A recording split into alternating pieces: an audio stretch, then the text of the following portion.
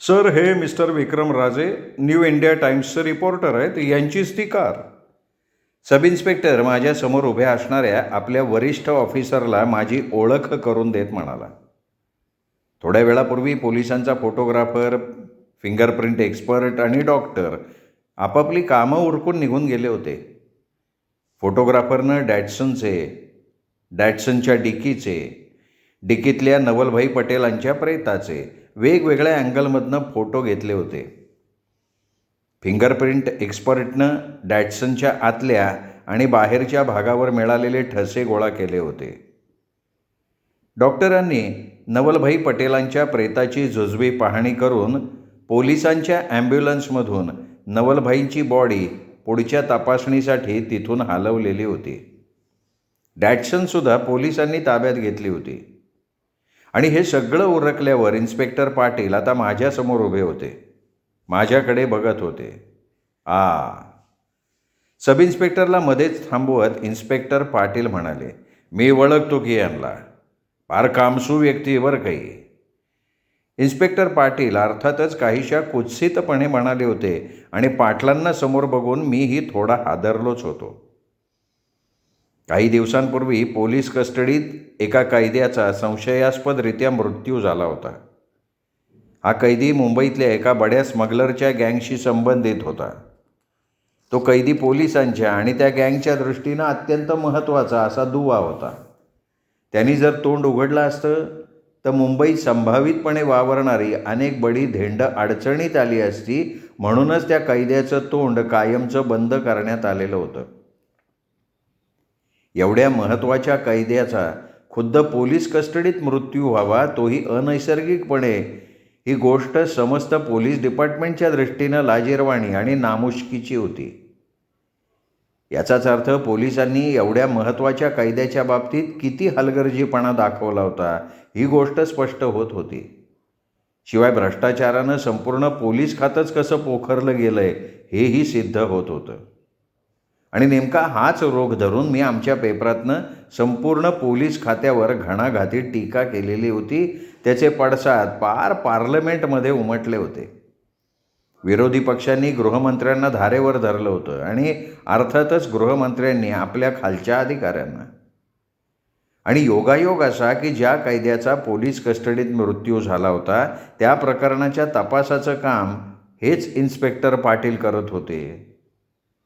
साहजिकच सगळा दोष त्यांच्या माथी मारण्यात आला होता. त्यामुळे त्यांचा माझ्यावर राग असणं साहजिक होतं. आणि म्हणूनच समोर इन्स्पेक्टर पाटलांना बघून मी किंचित हादरलेलो होतो. या प्रकरणात पाटील कसे याचं मला कोडं पडलं होतं, पण ते कोडं पाटलांनीच सोडवलं. माझ्या सूचनेप्रमाणे अर्चनानं 11:30पर्यंत नवलभाईंची वाट बघून नंतर पोलिसांना कळवायचं होतं. पण अर्चनाला तेवढा दम धरवला नाही. 11 वाजताच तिने पोलिसांना सूचना दिली. त्याप्रमाणे पोलिसांनी प्रत्यक्ष घटनास्थळी जाऊन अर्चनाचा जबाब घेतला. तसंच नवलभाईंच्या ऑफिसमध्ये झालेल्या धुमश्चक्रीमुळे ऑफिसची झालेली दुर्दशा, तिथे सापडलेले ठसे आणि पुरावे, त्याचबरोबर अर्चनानं माझं नाव आणि डॅटसनचं वर्णन इत्यादी माहिती हेड ऑफिसकडे पाठवली होती. त्याचवेळी विमानतळावर घडलेलं नाट्य आमच्या सब इन्स्पेक्टरने हेड ऑफिसला कळवलं होतं. मी, डॅटसन आणि नवलभाई पटेल यांची सांगड अर्चनानं केलेल्या तक्रारीशी घालून ही दोन्हीही प्रकरणं एकच असल्याचा निष्कर्ष हेड ऑफिसनं काढला आणि ह्या प्रकरणाच्या तपासाची जबाबदारी इन्स्पेक्टर पाटलांवर सोपवलेली होती. माझ्यावर असलेल्या रागाचा वचपा काढायची संधी पाटलांना आता मिळाली होती. वास्तविक पाहता पाटलांचं आणि माझं तसं काही वैयक्तिक वैर नव्हतं. पण पाटलांच्या मनात माझ्याबद्दलची एक प्रकारची आढी बसली होती, ती फार वाईट होती. पाटील मला ह्यात नक्की गोवण्याचा प्रयत्न करणार यात शंका नव्हती. आणि खरोखर मी ह्यात चांगलाच अडकलेलो होतो. नवलबाईचं प्रेत माझ्या कारच्या डिकीत कसं आलं यावर माझ्याकडे काही स्पष्टीकरण नव्हतं. नवलभाईंनी मला लॉजवर फोन केला होता हे माझं विधानही खोटं असल्याचं पोलीस सहज शोधून काढू शकत होते. कारण काल दिवसभरात मला लॉजवर कोणाचाच फोन आला नव्हता. मग मी तसं खोटं का सांगितलं यावर माझ्याकडे उत्तरच नव्हतं. खरोखर मी आज चांगला गळ्यापर्यंत अडकलेलो होतो. ये रे बैलाच्या म्हणीप्रमाणे मी या ॲक्सिडेंटच्या मामल्यात नाक खुपसायला गेलो होतो आणि आता समोर इन्स्पेक्टर पाटील आलेले होते. विक्रम महाराज, तुमचं आता काही खरं नाही. हे पाटील नावाचे वेताळ तुमच्या मानकुटीवर चांगलेच बसणार, तुमच्या डोक्याची 100 शकलं होऊन तुमच्याच पायाशी पाडणार. वा वा, सुरेख. विक्रम आणि पाटील उर्फ वेताळ. तुरुंगात बसल्या बसल्या विक्रम आणि पाटील 25शी लिहायला आता सुरुवात करायला काही हरकत नाही. तुम्ही दोघं जरा माझ्याबरोबर बाहेर या. इन्स्पेक्टर वेताळ आपलं पाटील नीता आणि हरविंदर सिंगला उद्देशून म्हणाला. पहिल्यांदा मी तुमच्याशी बोलतो. काय आहे, रिपोर्टर साहेबांच्या ना आमचे लय जुने संबंध आहेत. त्यांच्याशी जरा सविस्तरपणे बोलायला पाहिजे. नीताला आणि हरविंदर सिंगला घेऊन पाटील बाहेर गेले. मी आणि सब इन्स्पेक्टर आम्ही दोघंच खोलीत राहिलो. सब इन्स्पेक्टर माझ्याकडे काहीशा विचित्र नजरेनं पाहत होता. इन्स्पेक्टर पाटील मला ओळखत होते, या अर्थी मी किती प्रसिद्ध व्यक्ती आहे याचाच तो मनातल्या मनात विचार करत असावा. आणि मी नवलभाईचं प्रेत माझ्या कारच्या डिकीत कोणी आणि केव्हा ठेवलं असावं याचा विचार करत होतो. ते केवळ अनवधानानं ठेवलं गेलं होतं का जाणून बुजून मला ह्यात अडकवण्यासाठी ठेवलं होतं? मला ह्यात अडकवण्याचा कोणी आणि का प्रयत्न करावा? हा जीवनदास शहा कुठं होता? पन्नालाल म्हणजे जीवनदास शहा हा माझा तर्क बरोबर होता का? अर्ध्या एक तासानं इन्स्पेक्टर पाटील पुन्हा आत आले, अर्थात एकटेच. सब इन्स्पेक्टरला खूण करताच तो मुकाट्यानं बाहेर निघून गेला. पाटील टेबलाच्या एका कोनावर बसले. काही क्षणानंतर ते म्हणाले, पोलिसांवर आगपाखड करणं सोपं असतं विक्रम.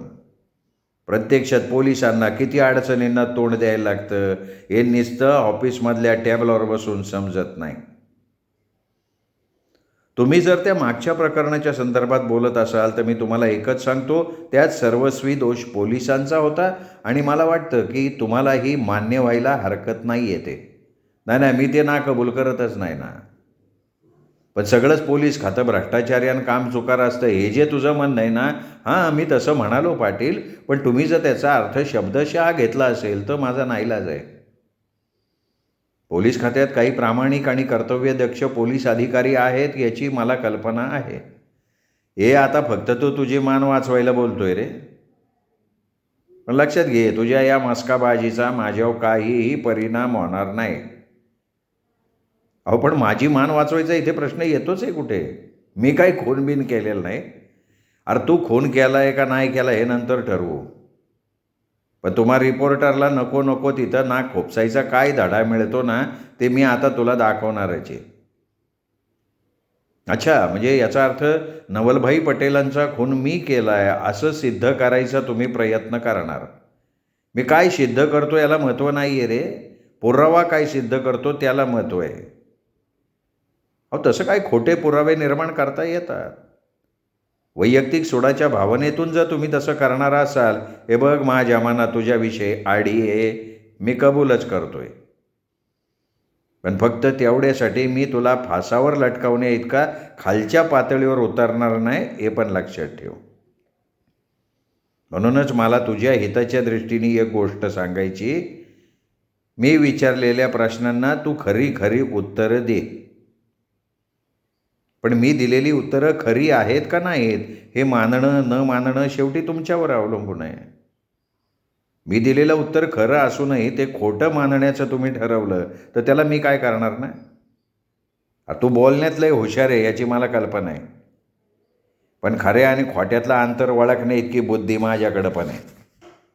तू कितपत खरं बोलतो याचा निर्णय मी एखाद दुसरा नमुना दाखल प्रश्न विचारून घेऊ शकतो.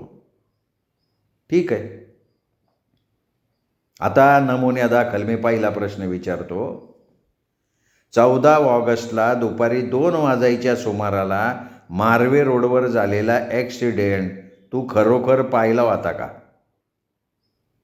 नाही, मी शांतपणे म्हणालो.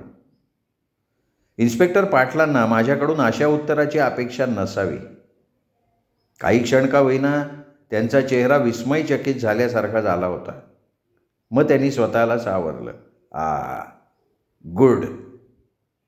मगापेक्षा त्यांचा आवाज आता काहीसा नरम पडला होता. मग तू तसं का सांगितलं?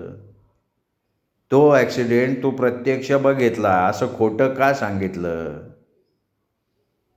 कारण मी तसं सांगावं म्हणून माझ्यावर दडपण आणण्यात आलं. थोडक्यात मला खोटं बोलायला भाग पाडण्यात आलं. कोणी भाग पाडलं बाबा तुला? आयुब नावाच्या एका माणसानं. तो नीताचा किंवा हरविंदर सिंगचा मित्र आहे.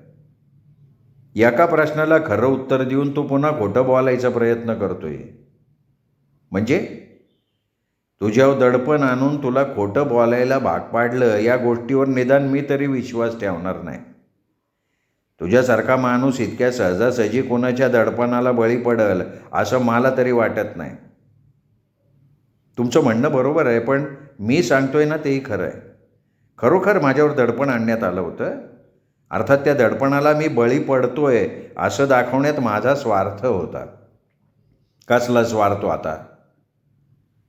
अहो, तो ॲक्सिडेंट मला काहीसा विचित्र आणि गूढ वाटायला लागला होता. त्यावेळी माझ्याकडे तसं काही काम महत्त्वाचं नव्हतंही. म्हणून माझ्या चीफ रिपोर्टरची इच्छा होती की मी या प्रकरणाचा तपास करावा. मला सुद्धा तेच हवं होतं. म्हणूनच आयुबनी मला जसं सांगितलं तसं करायला मी तयार झालो.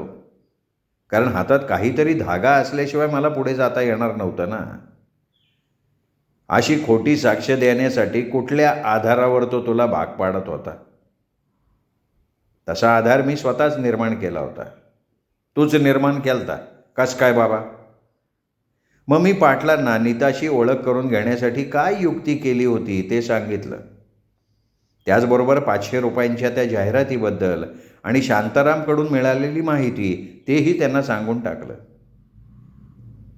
ती जाहिरात माझ्याही पाहण्यात आली ती. 17 ऑगस्टपासून ती रोज छापली जात होती. मला वाटतं 2 दिवसापूर्वी तिच्यातल्या बक्षिसाच्या रकमेत वाढ करण्यात येऊन ती 500 रुपये करण्यात आली होती. पण आजच्या अंकात ती जाहिरात दिसतच नाही. त्यामागचं कारण त्या जाहिरातदाराला हवा तसा साक्षीदार मिळाला म्हणूनच. म्हणजे तो ॲक्सिडेंट प्रत्यक्ष बघणारा साक्षीदार? हो. क्षणभर पाटील गप्प बसले आणि मग एकदम म्हणाले, त्यो साक्षीदार म्हणजे तूच तर नाही? मी पाटलांकडे बघून फक्त हसलो. तू त्याच्याकडनं 500 रुपये घेतले? अर्थात. बक्षिसाची रक्कम कशी सोडायची? कोण होता जाहिरातदार? त्यांनी मला आपलं नाव पन्हालाल असं सांगितलं. पण माझा असा तर्क आहे की तो नवलभाई पटेलांचा बिझनेस पार्टनर जीवनदास शहा असावा. पण त्याला तशी जाहिरात द्यायची आवश्यकताच काय म्हणतो मी? हे तुम्ही त्याला विचारू शकता ना. ते विचारीलच रे मी. पण तू त्याला खोटं सांगून त्याच्याकडनं 500 रुपये उकळलेत आणि असं कुणाला फसवणं हा कलम 420 खाली गुन्हा ठरतो. आणि या गुन्ह्याच्या आधारावर तुम्ही मला नवलभाई पटेलांचा खुनी म्हणून सिद्ध करू शकता. त्याच्यासाठी माझ्याकडे आणखीन पुरावे आहेत. कोणते? हेच की तो नवलभाई पटेलाच्या ऑफिसमध्ये गेला, नवलभाईचं खून केला, त्याचं प्रेत घेऊन खिडकीतनं बाहेर पाडला, मग आपल्या कारच्या डिकीत ते नवलभाईचं प्रेत लपवलं. हे सगळं तुम्ही सिद्ध करू शकता? अर्थात. कसं काय? तुझ्या हाताच्या नवलबाईंच्या ऑफिसात सापडलेल्या ठशांच्या वरनं. त्यामुळे तुम्ही काय सिद्ध करू शकणार पाटील? मी कधी नाही म्हटलो मी नवलबाईंच्या ऑफिसात गेलोच नाही असं म्हटलो का मी? मी स्वतःच कबूल करतोय की काल रात्री मी नवलभाई पटेलांची सेक्रेटरी मिस अर्चना सबनीसबरोबर नवलबाईंच्या ऑफिसात गेलेलो होतो. वा विक्रम बाबा, मी तुझ्या डोक्याचं कौतुक करतो. पण तुझ्याप्रमाणे इतरांनाही डोकं असतं हे तुम्ही रिपोर्टर लोक नेहमी विसरता राव. तुझ्या पद्धतीनं स्वतःला निर्दोष साबित करण्यासाठी प्लॅन केला ना, तो लय भारीच होता, वादच नाही त्याच्यात. पण पाटील क्षणभर थांबले. एक पॉज. नेहमीचं पोलिसी टेक्निक. आपल्या अर्धवट बोलण्याचा समोरच्या व्यक्तीवर कितपत प्रभाव पडला आहे हे जाणून घ्यायचा प्रयत्न. मनातनं मीही गोंधळलो होतो. पाटील ज्या अर्थी एवढ्या आत्मविश्वासानं बोलत आहेत त्या अर्थी. पण मी चेहरा शांत ठेवलेला होता.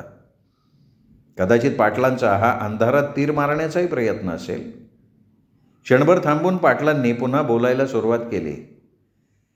विक्रम, तू नवलबाईंची सेक्रेटरी, ती अर्चना सबनीस, याला घेऊन नवलबाईच्या ऑफिसात गेलता, पण तू दुसऱ्यांदा गेलता. त्याच्या अगोदर तू एकटाच त्यांच्या ऑफिसात गेलता. मी मनातनं जाम टरकलो होतो. हे पाटलांना कसं कळलं? का ज्या कोणी मला पहिल्यांदा खिडकीतून उडी मारून पळून जाताना पाहिलं होतं त्यांनी माझ्या गाडीचा नंबर नोट करून ठेवला होता. हे बघ, आता तो अर्चनाला घेऊन दुसऱ्यांदा नवलबाईच्या ऑफिसात का गेला होता ते पण तुला सांगतो. पहिल्यांदा तो नवलबाईच्या ऑफिसात गेला होता तेव्हा आपल्या बॉटाचे ठसे तिथं जागोजागी विखुरले गेलेत हे तुझ्या लक्षात आलं, आणि ते ठसे कव्हर करायचा एकच मार्ग तुझ्यासमोर होता, तो म्हणजे पुन्हा नवलबाईच्या ऑफिसमध्ये जाणं, आणि ते पण उघडपणे जाणं, एखाद्या साक्षीदाराला बरोबर घेऊन जाणं. आणि असा साक्षीदार नवलबाईची सेक्रेटरी अर्चना, हिच्याशिवाय दुसरं चांगलं कोण असू शकणार होतं, नाही का? तुला एका गोष्टीची चांगली कल्पना होती की हाताचे ठसे पोलिसांना मिळू शकतात, ते कोणाचे हे पण पोलीस शोधून काढू शकतात, पण त्या ठशाची वेळ म्हणजे ते ठसे घटनास्थळी केव्हा केव्हा सोडण्यात आले हे त्यांना कधी शोधून काढता येत नाही. आणि तू नेमका या गोष्टीचा फायदा घेतला. अर्चनाला बरोबर घेऊन तू पुन्हा त्या ठिकाणी स्पर्श केला जिथं पहिल्यांदा तुझ्या हाताचे ठसे उमटले होते. म्हणजे ह्या ठशाचं स्पष्टीकरण तुला विचारल्यावर तू निष्पापपणे सांगू शकत होता का रात्री मी अर्चनाबरोबर नवलबाईच्या ऑफिसावर गेलो होतो, जसं आत्ता तू मला सांगायचा प्रयत्न करतोय, नाही का? आता मात्र मी मनातनं जाम हादरलो होतो. इन्स्पेक्टर पाटील अतिशय बुद्धिमान होते यात शंकाच नव्हती. स्वतःला वाचवण्यासाठी मी जी गेम खेळलो होतो त्याचाच तपशील ते अगदी अचूक सांगत होते. तर्क करायचा म्हटला तरी ते एवढा अचूक तर्क कसा काय करू शकत होते? मी पहिल्यांदा नवलबाईंच्या ऑफिसवर एकटाच गेलो होतो हे ते कुठल्या आधारावर सांगत होते? कारण त्यांच्या आत्तापर्यंतच्या एकंदर बोलण्यावरनं मला पहिल्यांदा तिथे ज्या कोणी पाहिलं होतं त्याचा उल्लेख त्यांनी केलाच नव्हता. याचाच अर्थ तो जो कोणी होता तो पोलिसांपर्यंत पोचलेला नव्हता. मला तिथे कोणी पाहिलं होतं याची इन्स्पेक्टर पाटलांना पुसटशीही कल्पना नव्हती. तसं असतं तर त्यांनी एवढं सगळं मला सांगितल्यावर तेही सांगितलं असतं. आणि तसं सांगताना त्यांनी तो जो कोणी साक्षीदार होता तो माझ्यापुढे उभा केला असता. फिनिश. मी 2 वेळा नवलभाई पटेलांच्या ऑफिसवर गेलो होतो हे तुम्ही सिद्ध करू शकता? मी मुद्दाम आव्हानात्मक आवाजात विचारलं. म्हणजे त्यांनी म्हटलं म्हणून आपण ते लगेच मान्य करून कसं काय टाकायचं ना? कदाचित ज्या आधारावर ते मला मी तिथे दुसऱ्यांदा गेलो होतो म्हणून सांगत होते तो आधारच फुसका असण्याचा किंवा फुसका करण्याचा एखादा मार्ग निघू शकला असता. विक्रम साहेब, कुठली गोष्ट बोलताना मी हवेत साबणाचे बुडबुडे सोडल्यासारखा बोलत नाही. जी गोष्ट मी सिद्ध करू शकतो अशाच गोष्टी मी नेहमी बोलत असतो. इन्स्पेक्टर पाटील म्हणाले. त्यांच्या आवाजात खरोखर आत्मविश्वास काठोकाठ भरलेला होता आणि माझ्या आत्मविश्वासाला इकडे ओहोटी लागली होती. कसं आहे विक्रम, आमच्या पोलिसांचं एक अत्यंत आवडतं तत्व आहे. गुन्हेगार कितीही हुशार असला, कितीही डोकेबाज असला तरी त्याच्या हातून एखादी तरी क्षुल्लक शिकावयाना चूक होतीच. म्हणून आम्ही एखादी मोठी चूक शोधण्याच्या ऐवजी आधी तशी एखादी क्षुल्लक चूक शोधायचा प्रयत्न करतो आणि आम्हाला त्याच्यात हमखास यश मिळतं. पाटील साहेब, मला वाटतं तुम्हाला एखाद्या गुन्ह्याचा तपास करण्याऐवजी पोलीस प्रशिक्षण केंद्रावर पाठवायला हवं. तुमच्या हाताखालून अत्यंत उत्कृष्ट प्रशिक्षणार्थी तयार होऊन बाहेर पडतील. तुमची शिकवण्याची आणि समजावून सांगायची पद्धत फार उत्कृष्ट आहे. पाटलांनी आपले डोळे क्षणभर मिटून घेतले. कदाचित मनातल्या संतापाला आवर घालण्याची त्यांची ती पद्धतच असावी. तू तुरुंगात गेल्यावर मी तुझ्या या सूचनेचा नक्की विचार करेल. तूर्त मी तुला हे एवढ्यासाठी सांगत होतो का पुन्हा दुसऱ्यांदा नवलबाईच्या तो ऑफिसमध्ये गेल्यावर फक्त एका ठिकाणी तुला आपल्या बॉटांचे ठसे पुन्हा उठवता आलेले नाहीत? मी फक्त प्रश्नार्थक मुद्रेनं त्यांच्याकडे पाहिलं. पाटील हसले, म्हणाले, नवलबाईच्या ऑफिसमध्ये एका लांब रुंद टेबलावर कॉलनीचं एक प्रचंड मॉडेल होतं. आठवतंय का? हो, आठवतंय. ते मॉडेल आम्हाला खाली फरशीवर पडलेलं आढळलं. त्या मॉडेलचा तळाचा भाग एकदम गुळगुळीत आणि एकदम सपाट असा आहे. ते खालच्या फरशीवर अशा पद्धतीनं पडलं होतं का त्याचा तो सपाट तळ खालच्या फरशीशी एकजीव झाला होता. आणि त्या मॉडेलच्या खालच्या सपाट तळावर आम्हाला तुझ्या बॉटाचे ठसे सापडले. मग त्यात विशेष काय आहे? इतर गोष्टींसारखाच मी त्या मॉडेलच्या तळाला हात लावला असेल. अगदी बरोबर आहे, बरोबरच आहे. पण केव्हा हात लावला असेल? केव्हा म्हणजे काय? अहो, मी अर्चनाबरोबर तिथे गेलो होतो तेव्हा. पण तेव्हा तर ते मॉडेल खाली फरशीव पडलं होतं. त्यांनी काय फरक पडणार आहे? तुझ्या प्रश्नाचं उत्तर द्यायच्या आधी मी तुला एक साधा प्रश्न विचारतो. सांग मला, 2 मन वजन तू एकटा उचलू शकतो का? काय म्हणायचं आहे हो तुम्हाला? नाही, मला म्हणायचं काय नाही आहे. मला फक्त इतकंच सांगायचं आहे, त्या मॉडेलचं वजन 2 मन इतकं आहे. मला एकट्याला ते मॉडेल 1 इंच पण सरकवता नाही आलं. आणि मला वाटतं माझ्यापेक्षा तू काय फारसा ताकदवान नाही आहे. शिवाय त्या मॉडेलचा तळ फरशीबरोबर इतका एकजीव झालता का त्याच्या खाली बोटं सारणं लय लांब राहिलं. अरे साधा काडीचा तुकडा बी सरकवता आला नाही. म्हणजेच ते मॉडेल वर उचलल्याशिवाय त्याच्या तळाखाली हात घालणं शक्यच नाही. आणि ते 2 मनाचं असलेलं मॉडेल वर उचलणं तुझ्यासारख्या माणसाला शक्यच नाही. मग मला सांग, अशा परिस्थितीत तुझ्या हाताचे ठसे त्या मॉडेलच्या तळाशी कसे काय आले? ही गोष्ट मी फार विसरलोच होतो. पाटलांचं म्हणणं अगदी बरोबर होतं. ते मॉडेल उचलणं एकट्या दुकट्याचं काम नव्हतं. मी स्वतःच पाहिलं होतं ना. ते मॉडेल उचलून आणणारे चौघेही किती घामाघूम झाले होते. काय रिपोर्टर साहेब, एवढ्या साध्या प्रश्नाचं स्पष्टीकरण तुम्हाला करता येत नाही वे? पाटील काहीशा उपहासगर्भ स्वरात म्हणाले. मी गप्पच होतो, बोलणार तरी काय? तुमच्या हाताचे ठसे त्या मॉडेलच्या तळाशी कसे आले? मी सांगतो तुम्हाला. त्या मॉडेलच्या बाजूला आम्हाला एक सिगरेटचा लायटर मिळाला. त्या लायटरच्या एका बाजूचा भाग किंचित दाबला गेल्यासारखा दिसत होता. म्हणजे वरून एखादी जड वस्तू त्याच्यावर पडल्यावर दाबला जातो ना, तसा. आता त्याच्यावरनं मी काढलेलं अनुमान असं आहे बरं का. मॉडेल तेव्हा त्या टॅबलावरनं खाली पडलं तेव्हा त्याचा एक कोपरा या आधीच खाली पडलेल्या लायटरवर आपटला. लायटर त्या मॉडेलच्या तळाशी अडकला. साहजिकच लायटरच्या जाडी एवढी फट या मॉडेलच्या तळाला निर्माण झाली.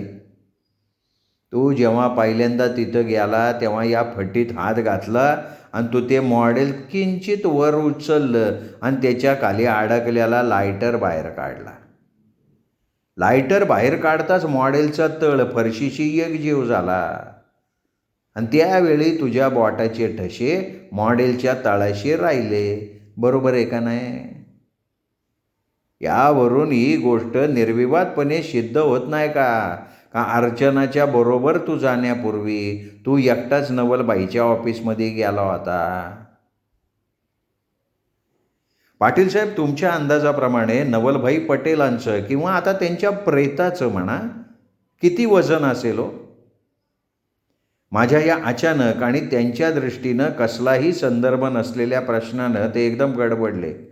आता नवलबाईच्या वजनाचा हे तर काय संबंध आहे रे? त्यांच्या प्रश्नाकडे दुर्लक्ष करत मी म्हणालो, नवलबाईंना म्हणजे माझ्या म्हणण्याचा अर्थ त्याचं प्रेत त्यांचं प्रेत आत्ता तुम्ही नुकतंच पाहिलं आहे. त्यावरून तुमच्या लक्षात आलं असेल की नवलबाईंची प्रकृती चांगली दणकट होती, शरीरयष्टी मजबूत होती. त्यांच्या वजनाचा अंदाज करायचा तर तुमच्या मनाच्या भाषेत बोलायचं झालं तर किमान 2-2.5 मानाच्या खाली त्यांचं वजन नसणार. बरोबर आहे का? त्यांच्याच भाषेत बोलत मी म्हणालो.